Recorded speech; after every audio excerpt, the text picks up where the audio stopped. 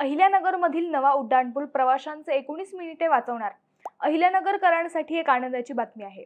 आरणगाव परिसरातील VRD जवळ 1 किलोमीटरचा लांबीचा 4 पदरी उड्डाणपूल सुरू आहे. याचा खूप मोठा फायदा होणार आहे. आपल्या प्रवासातील 19 मिनिटे वाचवणार आहेत. म्हणजे आपल्या प्रवासाला 19 मिनिटांची कमी होणार आहे. नेमकी काय आहे हे जाणून घेऊयात.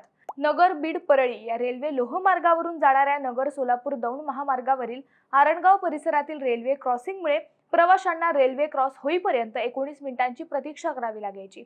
आता या रेल्वे क्रॉसिंगवर 1 किलोमीटर 4 पदरी उड्डाणपूल झालाय. जुलै अखेर हा उड्डाणपूल सुरू होईल. नगर बीड परळी रेल्वे क्रॉसिंग होत असताना या महामार्गावरील प्रवाशांना रेल्वे क्रॉस होईपर्यंत थांबावे लागत असे. त्यामुळे या उड्डाणपुलामुळे वाहन चालकांना क्रॉसिंगवर जाणारा 19 मिनिटांचा वेळ वाचणार आहे. हा उड्डाणपूल रेल्वे विभागाकडून आरणगाव येथे 45 कोटी रुपये खर्च करून उभा केला जातोय.